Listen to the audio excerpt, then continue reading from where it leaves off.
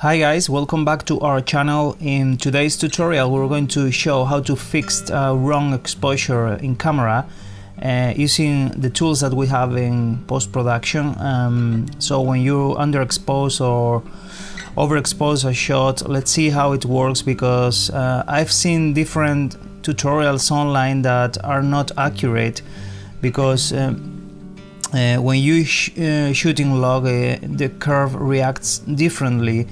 It doesn't treat the shadows and the highlights in the same way, and it's not linear. So we have here an example of a properly shot file 2.8, and here I underexposed by a stop. Okay, it's the same here, but I want to show you what happens, because this is the method that I see a lot online. If you compare the two waveforms, let's see only the Luma one, you see that the underexposed one is not only being dragged down in the same shape, you see that the shape changes, and that's because of the sensor, because of the image is not captured in that linear way. So this method that I usually find online, that it's going to the overall exposure and getting the information up, theoretically it should work like putting everything up, but if you see, it's not only the position but the shape of the curve. If you see, all the information here in the properly exposed shot is different no matter what we do. So it's not enough like doing this with the overall exposure, so you have to play with the individual values to expand the shape, the highlights, everything, till you match not only the position but the shape. You need the shape to be similar, almost the same, to the properly exposed one. And this won't happen only adjusting the overall exposure here. So let's work on it a bit. Anyway, you get the idea. And what you're going to notice is that even if you do the shape pretty similar, the thickness in every part is going to be different, because what happens is that color doesn't react in the same way when you underexpose a shot in a weak codec camera, like in this case is the Fuji or the GH5. Anything that is not like a 444 or 422 like high-end cameras or even RAW is going to show this. So that's the correct way to do it, but I want to show you a simpler method. For me, that is what I usually do. I will use an instance of Color Finale in this underexposed shot. You can do it here anyway, in Curves, in Final Cut Pro. But I want to show you the order of operations, so let's go here, explain you what happens.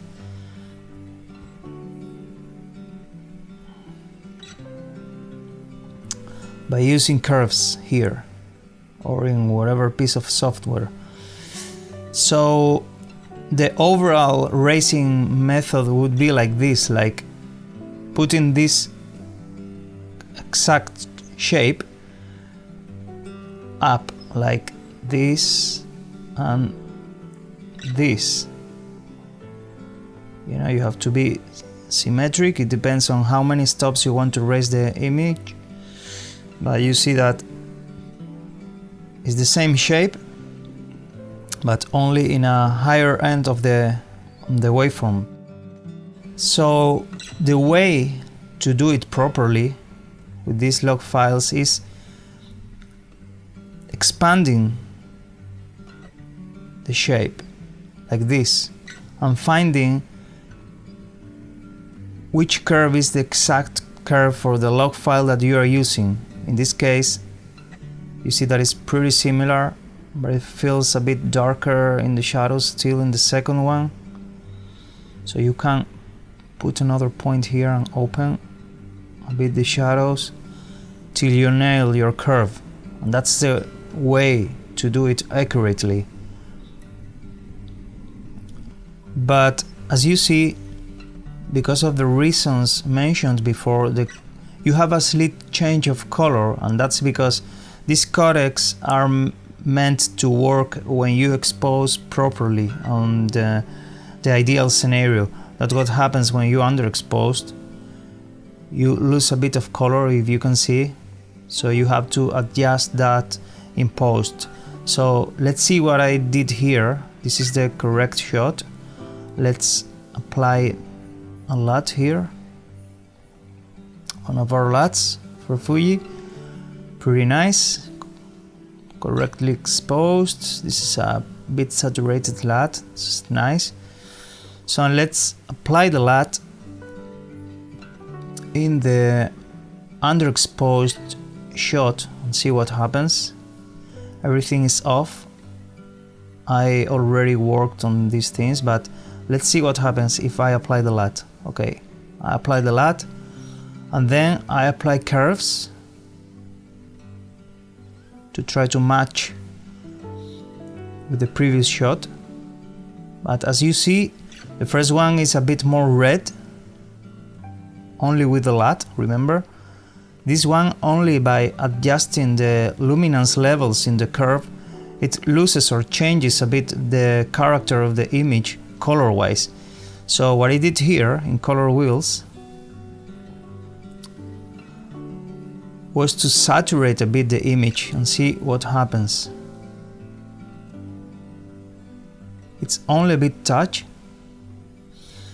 but if you compare now with the previous correctly exposed file, you see that you have now a pretty similar shot. It's a bit, maybe a bit darker in these areas of the hair, a bit, but otherwise I think it's pretty good match. But you can work on it more, opening more shadows points here till you have your desired result, you know, till you open your hair and you do the perfect match.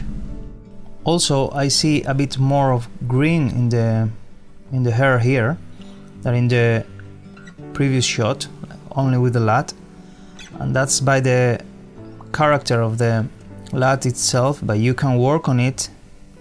Go again here to color curves, and if you have green, you can put the shadows towards red a bit more to neutralize that cast.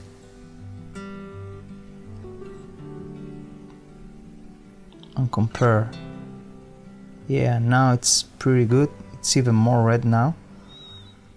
So let's go back a bit. This is all a push-pull thing till you're happy with your results. Okay. And yeah, I think that's the method. At least is the most accurate method that I use, and it gives you good results, because what happens in these sensors is that when you're underexposed, everything is compressed in the shadows. Everything, all the information. It's not like only that the curve goes down. It's that the whole image is compressed in the shadows. So that's what happens. Compare the properly exposed one as a richer waveform, and compare with this one underexposed, where everything is there still, because there's nothing underexposed to the point that it's lost in the shadows, but it's more compressed So for sure your image will suffer when going back to the perfect exposure. In grain, artifacts, whatever, it depends on the codec, your camera, but this is for me the best way to do it. So I hope this is helpful for you, and it will give you a tip to correct your poorly exposed shots in log files. Thank you for watching, and subscribe if you like, and see you next week.